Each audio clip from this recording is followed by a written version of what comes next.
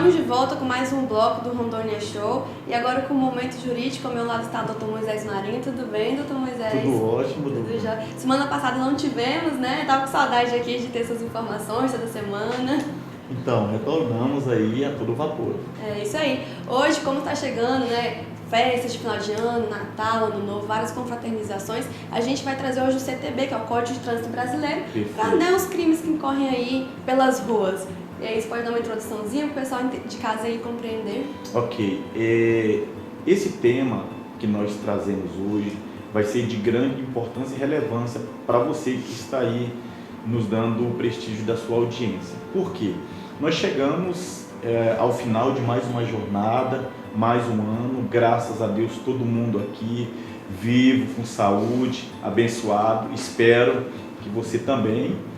E temos as festas de confraternizações de Natal, festas de confraternização de Ano Novo, e nós sabemos que nesses períodos de festas há um aumento na ingestão de bebidas alcoólicas, até porque é um momento que as famílias viajam, se reúnem, parentes, amigos, etc. E nós não podemos, nesse momento de alegria e de confraternizações, nos esquecer da nossa saúde e também da saúde do nosso próximo, e que dirá da própria vida. E é por isso que nós vamos falar desse tema de hoje, que é relacionado à embriaguez ao volante. Nós iremos aqui falar sobre determinados crimes que ocorrem quando a pessoa está sob a ingestão de álcool e vai conduzir um veículo, e vamos falar também das implicações, que são, por sinal, bem severas essas implicações, porque além do ponto de vista processual, que podem responder por vários processos, tem também a questão da perda da habilitação, tem também a questão do prejuízo que essa pessoa vai ter ao ter que contratar advogado, ao ter que pagar pelo processo que ela vai responder e, ao final, ser condenada por uma pena. Então, doutor Moisés, o que a legislação hoje prevê com relação a motoristas embriagados? Veja bem, Duda, e o amigo e amiga telespectadora, quem hoje for enquadrado em uma blitz da lei seca por ingestão de álcool, ele está infringindo o artigo 165 do nosso CTB. Em 2016 teve uma alteração nesse artigo, dizendo que obrigatoriamente a pessoa que for enquadrada em uma blitz da lei seca, ela deve assoprar o bafômetro, que é para fazer uma medição se ela ingeriu ou não álcool. Então nós tivemos essa alteração recente na legislação, que é justamente para baixar para nível zero o índice de pessoas que, de repente, com a formatação anterior, ela dizia que não faria o teste do bafômetro e ficava por isso mesmo. Hoje, se a pessoa não fizer o teste do bafômetro, ela é conduzida para uma delegacia de polícia. Aqui em Porto Velho, por exemplo, ela é conduzida para a central de polícia. E lá, a depender do estado físico em que ela se encontrar, é feito outros tipos de testes, como, por exemplo, pode ser feito o exame de sangue se a pessoa permitir, mas se ela não permitir o bafômetro, também não vai permitir o exame de sangue. Então, pode ser feito exames audiovisuais e pode ser gravados. Isso está... algumas jurisprudências têm utilizado essas gravações para comprovar que a pessoa estava sob influência de álcool, estava com os olhos avermelhados, estava com uma fala um pouco carregada. Então, alguns sintomas que ela possa apresentar, isso caracteriza que ela estava embriagada. E aí sim, a se constatar isso, ela já vai incorrer ela vai responder a um processo crime do artigo 306, que é dirigir sob a influência de álcool. E lá no artigo 306 do Código de Trânsito Brasileiro, nós temos lá uma série de incisos, né, que são elencações legais que falam sobre o que é a embriaguez e em quais circunstâncias essa pessoa ela vai ser enquadrada naquele artigo. Por exemplo, tem a dosagem mínima em que a pessoa pode ingerir de álcool. Hoje, segundo o artigo 165, cumulado com o artigo 306, é quase zero. Então, se for constatado 0,6 miligramas de álcool por litro de sangue, ou 0,3 decigrama de álcool por ar assoprado no bafômetro, já caracteriza o crime de embriaguez ao volante. Então, o índice é quase zero. E muitas das vezes nós temos incorrido em situações em que a pessoa utiliza determinados produtos, por exemplo, como uma bala de cacau, aquele bombonzinho de cacau. E se tiver ali, geralmente tem um teorzinho de álcool da fruta, isso cai no bafômetro já tem ocorrido. E a pessoa tem que se explicar, porque se não ficar bem esclarecido, ela responde pela embriaguez ao volante. Isso, gente, eu só estou dizendo do fato de você for constatado que está embriagado, sem produzir mal algum a ninguém e sem provocar nenhum tipo de acidente. Porque se na direção de veículo você é embriagado, aí isso se constatar que você está embriagado e provocou um acidente, além de você responder pela embriaguez ao volante, você também vai responder pelos outros prejuízos causados. Por exemplo, se causar dano a alguma vítima, lesão corporal, vai responder também pelo crime de lesão corporal que está inserido no nosso Código Penal. E também vai responder, se ocorrer morte, por um homicídio.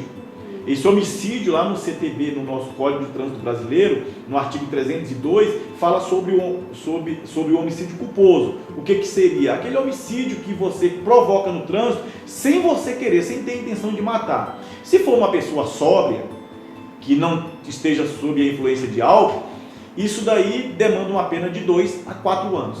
Agora, se esse homicídio ocorrer sob a influência de álcool, há um risco violento dessa pessoa responder por um homicídio doloso. E o que seria isso? É quando a pessoa tem a intenção de matar. Mas aí muitas pessoas perguntam, inclusive há um questionamento muito grande no meio jurídico, como que vai responder por algo que você não previu que ia acontecer? A ela incorreria, e isso é uma questão doutrinária, e são teses jurídicas dentro dos tribunais, que seria o dolo eventual. Ou seja, ela realmente não teve a intenção de sair de ingerir bebida alcoólica ou outras drogas, né, que também diz a lei, pode ser outras drogas também, psicotrópicas que tiram o seu estado normal. E cometeu um acidente, então ela não saiu com essa ideia, mas ela tinha plena consciência de que se ingerisse álcool ou se utilizasse de outro tipo de droga e saísse na direção do motor de um veículo automotor, ela poderia causar um acidente. E aí nós chamamos isso, em direito penal, de dolo eventual. Há se caracterizar isso. E a denúncia for nesse sentido, então nós já saímos totalmente do Código de Trânsito Brasileiro, inserimos diretamente no Código Penal, no artigo 121, e essa pessoa vai para júri popular. E a pena pode ser lá de 6 a 20 anos. E, então é extremamente rigoroso e perigoso você dirigir embriagado e se causar uma tragédia dessa, uma circunstância dessa, e ficar caracterizado que houve dolo eventual, você responde pelo Código Penal Brasileiro, artigo 121, e vai para júri popular. Outra situação, Duda, que eu queria deixar aqui para a nossa população, para o nosso telespectador, recentemente, eu acredito umas 2 semanas, não, umas 2 semanas atrás, eu acredito, lá pelo dia 6 de dezembro, passou pelo Senado um projeto de lei que altera a penalidade dos homicídios culposos ocorridos no trânsito por motoristas que tenham ingerido bebida alcoólica ou utilizado de outras drogas. Hoje no Código de Trânsito Brasileiro nós temos a penalidade de 2 a 4 anos. Isso é o que está vigorando hoje no homicídio culposo, que serve tanto para quem estava embriagado ou para quem não estava embriagado, desde que a autoridade entenda que aquele embriagado não teve a intenção de matar e que não incorre no dolo eventual. A partir da sanção dessa nova lei, que está na mesa da Presidência da República, é bem recente, gente, foi agora em dezembro que foi aprovado no Senado. O Presidente da República sancionando e publicando, altera essa penalidade e ela vai ficar mais rigorosa. Então a pessoa vai passar, ao invés de responder no mínimo 2 anos, ela vai responder 5 anos. E a máxima está passando de 4 para 8 anos. Então nós podemos verificar desde já que não é vantajoso você ingerir bebidas alcoólicas ou utilizar-se de outros tipos de drogas psicotrópicas que alterem o seu estado normal e neurológico e sair na direção de veículo, porque nós temos uma legislação que está ficando cada dia mais rigorosa e severa, isso em virtude do aumento e do grande número de acidentes de trânsito e de crimes que têm ocorrido no trânsito e tem dizimado famílias, tem deixado sequelas gravíssimas nas famílias, inclusive nas próprias vítimas. Eu queria também, Duda, esclarecer a população, até para que elas tenham um acesso mais fácil do que é crime de trânsito e quais são os crimes de trânsito. Qualquer livro, aqueles livros de direito que nós chamamos de vade-mecum, que tem todas as leis, e hoje nós temos a facilidade da internet que podemos baixar, qualquer um pode ir lá no Google e digitar Código de Trânsito Brasileiro, crimes. Todos os crimes de trânsito, gente, estão elencados do artigo 302 até o artigo 312. E não é só o crime de embriaguez ao volante. Nós temos crime, por exemplo, de pessoas que entregam um veículo automotor para a pessoa não habilitada, responde criminalmente. Nós temos, por exemplo, também crimes onde a pessoa ela se envolve num acidente com vítima e ela se evade. É crime também, está inserido nesse rol que eu acabei de falar. Nós temos a situação também de pessoas que se envolvem em acidentes e tem vítima e ela não chama o socorro, porque a obrigação de quem se envolve em acidente, e se a parte que está do outro lado sofreu alguma lesão, ela imediatamente tem que parar o seu veículo e tem que chamar o serviço de atendimento. E aí, se a pessoa não faz isso, ela está incorrendo em crime. E pior ainda para quem estava com ingestão de álcool. Então você para o seu veículo, chama o socorro para a pessoa que está sendo vítima desse acidente e aguarda a ocorrência policial. Esses são os trâmites legais para que você não sofra nenhuma implicação jurídica e não sofra sanções, que são as penas inseridas no Código de Trânsito Brasileiro. Doutor Moisés, ficou bastante claro aí com relação à embriaguez, né, os crimes de trânsito. E agora eu queria mudar um pouquinho de assunto. A gente vê aí nas ruas os guardas de trânsito que estão sempre multando, né? Pessoa que está dirigindo, conduzindo um veículo sem cinto de segurança ou mexendo no celular, e aí depois de uns dias chega a multinha lá na casa da pessoa. E aí muita gente fala assim, mas nesse dia aqui eu não estava com carro, né? Como que a pessoa pode recorrer dessas multas se ela acha que aquilo não é verídico? Ok.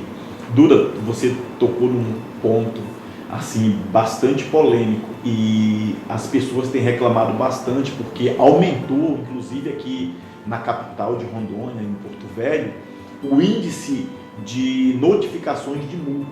E já teve casos, inclusive, da pessoa ser multada e ela nem na cidade está porque estava viajando. Então, assim, já houve situações da pessoa ser multada e não estar na cidade.